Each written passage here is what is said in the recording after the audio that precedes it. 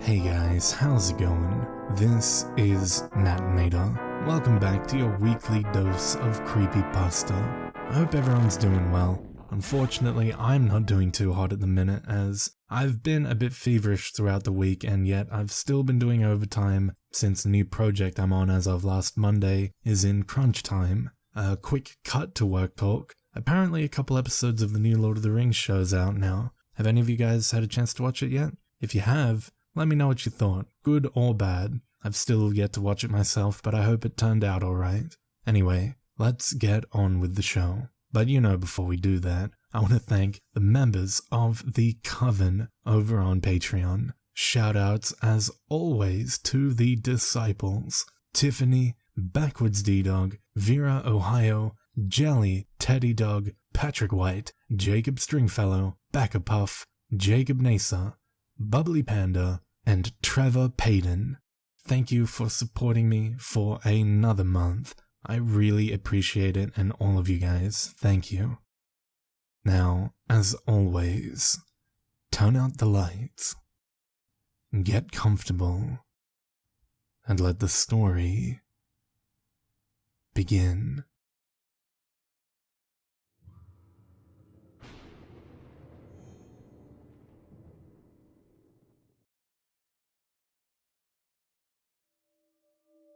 There were too many doors in the upstairs hall. Sarah told her parents, but they couldn't see it. They told her not to worry. They told her there was nothing there. But there was an extra door at the end of the upstairs hall. An extra yellow door. And it didn't belong. It was the color of disease, jaundiced and infected, with spidery black veins across its face. One perfect silver knob gleamed in its center above a shadowy keyhole, and it didn't look right. The doorknob shone with a mirror's finish and caught the light from any angle, begging for Sarah to look its way. Sarah did her best to ignore it, but the door knew her name, and it whispered it when she drew near. Sarah. The door would rasp with a voice like dried leaves as tiny claws scraped against the other side. Tears would well in Sarah's eyes as she'd hurry past, her arms laden with everything she'd need to get ready for the day. Sarah. It would call again, before she'd shuffled out of range and closed the bathroom door, cutting off its paper-thin wails. When she'd creep from the bathroom to head downstairs, the door's voice would follow her with a furious flurry of scraping claws and tormented howls. They lingered and gnawed in the back of her mind as she'd rush through breakfast just so she could leave the house a few minutes sooner. School became a blessing, an excuse to be somewhere else. At school, she could forget the door. At school, she could pretend her house was like everyone else's, with the right number of doors and no eerie whispers. But at the end of the day, it was still waiting for her at the end of the upstairs hall, with its mirror ball knob and yellow face. She hated coming home and knowing it was there. But even more than that, she hated going to sleep, because in her dreams, she opened the door. Every night she stood before it, fighting the urge to reach out. Dread knotted her belly in anticipation of pain when her hand rose anyway to grasp the silver knob. Some nights it burned her like the driest ice. Other nights it seared like a red-hot iron. Very occasionally, it did neither, instead turning and turning without ever opening the door, and she couldn't stop turning it until she woke up. When the door did open, it revealed a swirling vortex of shadow and sound, with 1,000 voices crying in the darkness. The voices curled around her, crawling through her hair like spiders. She thrashed and swatted at their skittering whispers, but the words still tingled across her skin. She should have never listened. "He sees," they said. "He hears," they moaned. "He hungers," they wept and burrowed in her mind like worms. "The Hollow Man, the Hollow Man," they echoed in her mind and screamed to her from the gaping vortex. "The Hollow Man, he hunts." Sarah shot up with a scream, gasping and sweating, but alone in her bed. The clock's crimson face said midnight had passed, but not by much. Darkness enveloped her room, except where a vestigial nightlight illuminated the corner by her desk. It wasn't a lot, but it made her feel better. She covered her face with shaking hands and pushed away the chitinous echoes. "I'm fine," she swore. "It's just a dream." "Sarah?" someone whispered. Sarah froze. Tears welled in her eyes. "Sarah? Are you Sarah?" It was the voice of a girl, not at all like the voice she usually heard from the door at the end of the hall. Who are you?" Sarah whispered back. "My name is Lizzie. Are you Sarah?" Sarah rose from her bed slowly, clutching the sweat-damp shirt she'd worn to sleep, and moved toward her bedroom door. Moved to where the yellow door waited. When she stood before it, her stomach lurched, and for a moment she couldn't tell if she was going to vomit or faint. "Please," the door said in a young girl's voice. "Please, are you Sarah?" Sarah opened her mouth to respond, but her voice crackled when she couldn't find the breath to speak. Shaking all over, she struggled to calm down enough to answer. She pressed her palms to her cheeks and smeared away the tears as she forced herself to take a breath and speak. "Yes," she said at length, her voice tremulous and weak. "I'm Sarah. Please, let me in." The door's silvery knob shook violently, rattling as if locked and jostled by someone on the other side. "Let me in, Sarah, please. I can't stay here. Please help me. Let me in." Sarah stared at the door in shock, backing away a moment before her knees buckled and she fell to the floor, where she screamed. Level with the shadowy keyhole below the rattling knob, she stared directly into a very human eye. Wide and white with fear, it darted around, as if searching through the hall, but seemed not to see her. Tears shimmered in the other eye, as they shimmered and spilled from Sarah's.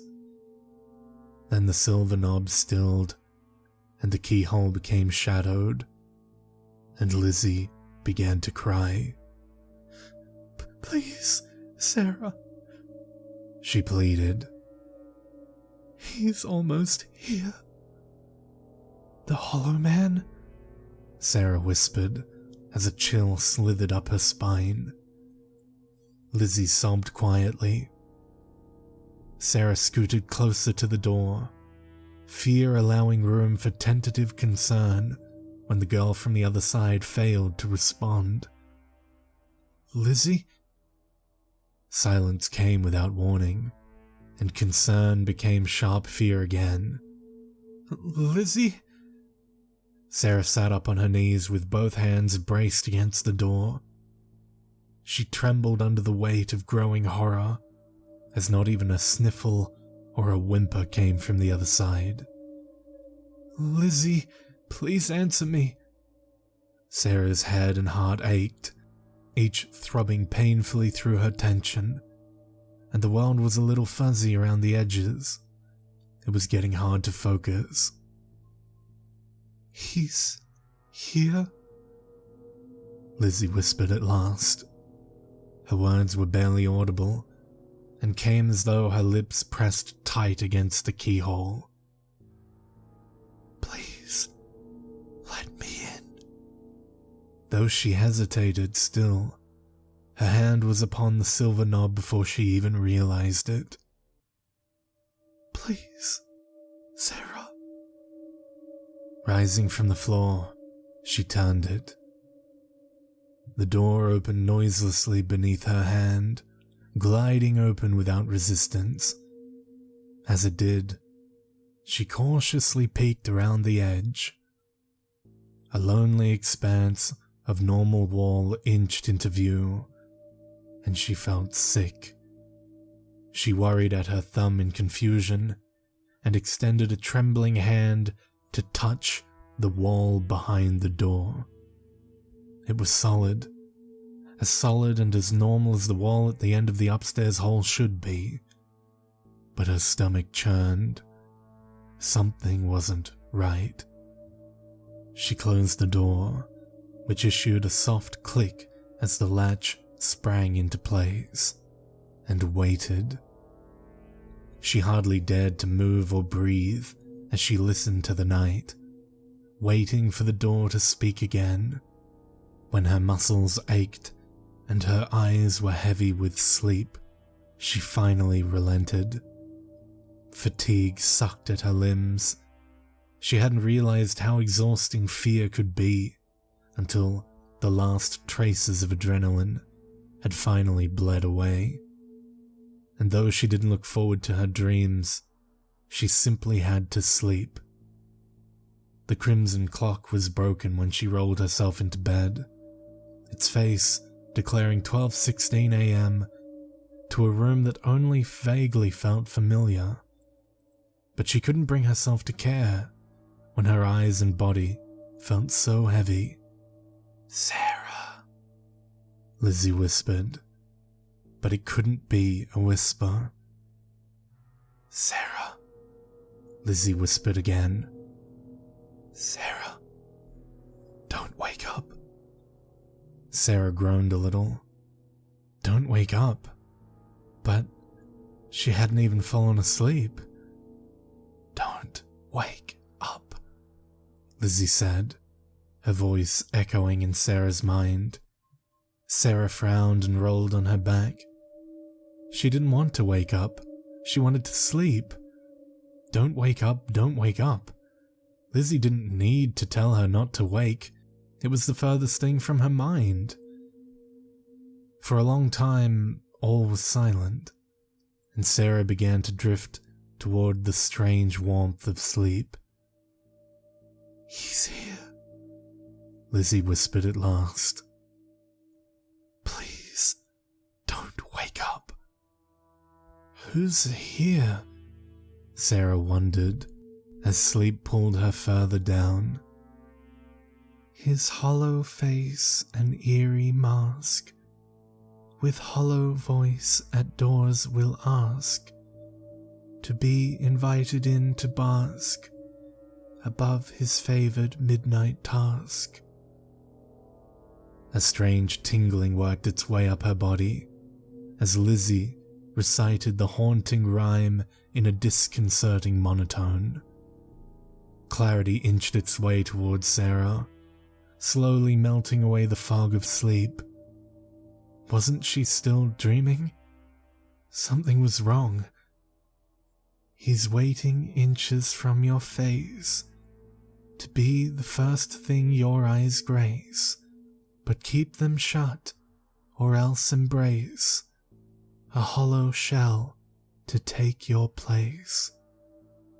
Cold dread seized Sarah's heart with each new stanza, and she trembled with the weight of her mistake. For a moment, she swore she could feel the air stir above her, stale and strangely warm against her cheeks. "Don't wake up! Don't wake up!" She squeezed her eyes closed extra tight to keep them from opening, slowly surfacing from her vivid night terrors at last. "The yellow door you always keep, he follows you to where you sleep. Into your room he then will creep, your life and dreams for him to reap." Lizzie's voice became little more than a breath within Sarah's mind, and a pressure lifted from her chest when the air cooled around her. What had she done?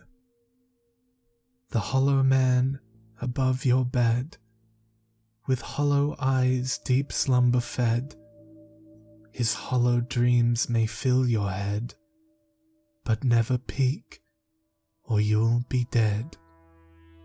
Everything was wrong. Distantly, Sarah registered the sound of her parents screaming in their room, and felt tears sliding down her cheeks. Why did they sound so far away? "Mom," Sarah whispered, the sound paper thin.